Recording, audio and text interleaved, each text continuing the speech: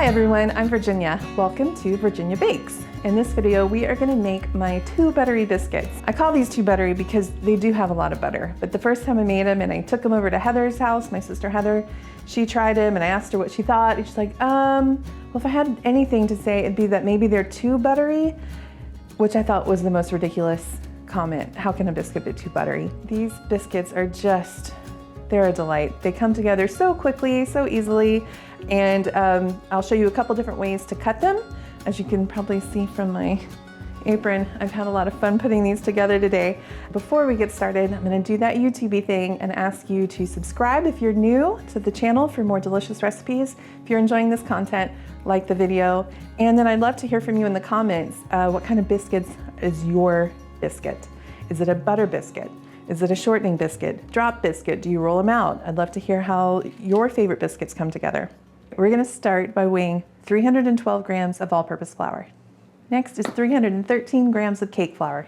Feels very fiddly to get the exact grams right, but it makes a huge difference in consistency and the outcome to make sure it's the right texture and flavor that you're looking for. And this goes in the bowl with the all-purpose flour. Next is 50 grams of sugar.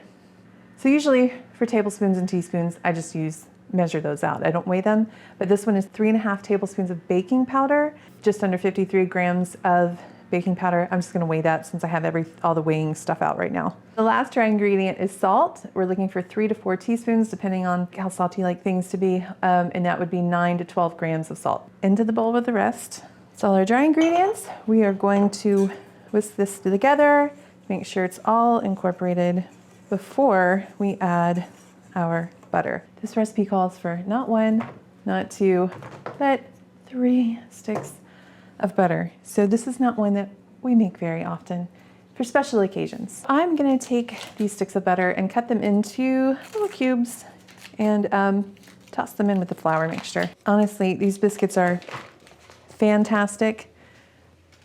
And don't tell Heather, but she might be right about them being a little too buttery. Like, just don't be eating these every day for breakfast. Like, occasionally.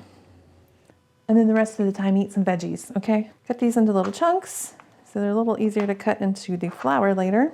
Try not to handle them too much. We don't want the butter melting, and what you really could do is cut these ahead of time and put them on a plate and keep them in the fridge so that when they go into the flour mixture, they're as cold as can be.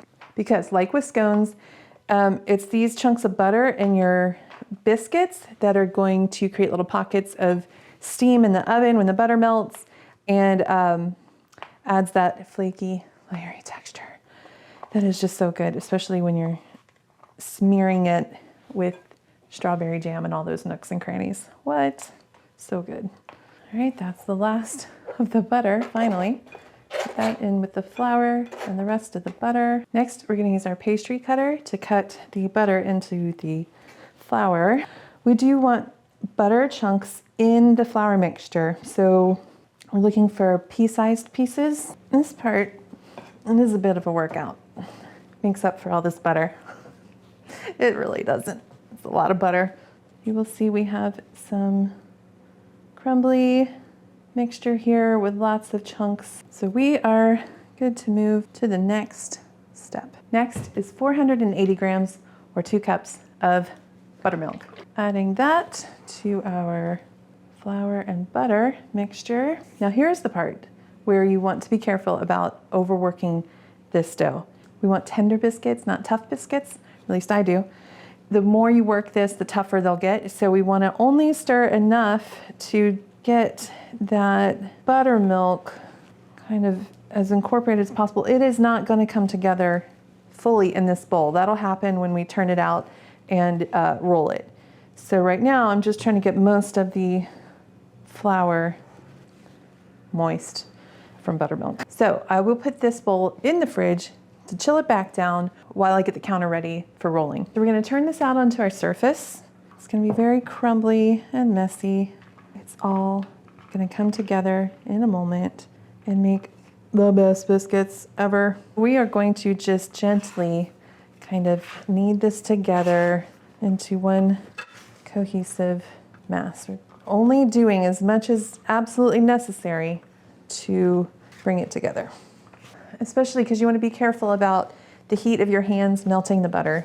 So with a quickness and purpose and determination, before I actually roll this, I'm going to flour the surface with my little flour dredger. I did not know that it was called a dredger, but there you go. We're gonna flour the top. We're gonna flour our rolling pin, flour all of the things. We're gonna roll this out into a rectangle, as rectangly as we can be. I can never get squared off corners, but I do not let that stop me from making biscuits. We are going to take a couple tablespoons of buttermilk and my janky pastry brush, and we are going to give this a nice layer of buttermilk before we give it one turn. It's going to create some layering and help the final biscuits to rise. Now we are going to do a business letter fold. So we're going to fold the bottom third closest to me over the middle, the top third over that, and we are going to press this back out till it's about an inch thick. Because this is laminated, if we were to cut this into circles, that space between the circles, that's gone. I mean, you can make ugly biscuits out of it, but you can't, because it's laminated, you can't group those extra bits back together, roll it out again, and then cut it some more.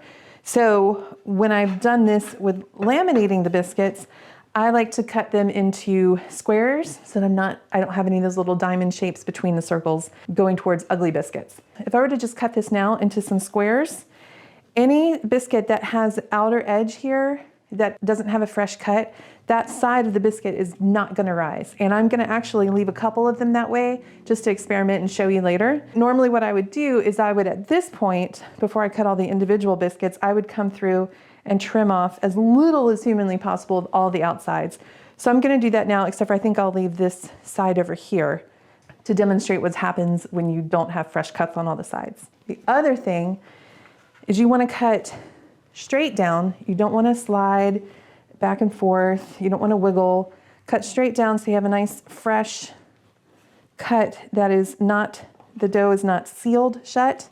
And that way it will bake and those edges should open up and get nice and fluffy. And then I'm just gonna eyeball this and cut it into, let's see, 3 by 5, make 15 biscuits. So that would be approximately, oh lordy. Oh no, maybe I'll do 6s? We'll do 6s. It's easier to cut this in half and then this into thirds than that whole long piece into 5ths. I've got my baking sheet lined with parchment paper. I'll move these guys to it, leaving a little space between. So I'm gonna put this tray in the fridge for the ones that we will end up baking. I wanna get them good and cold.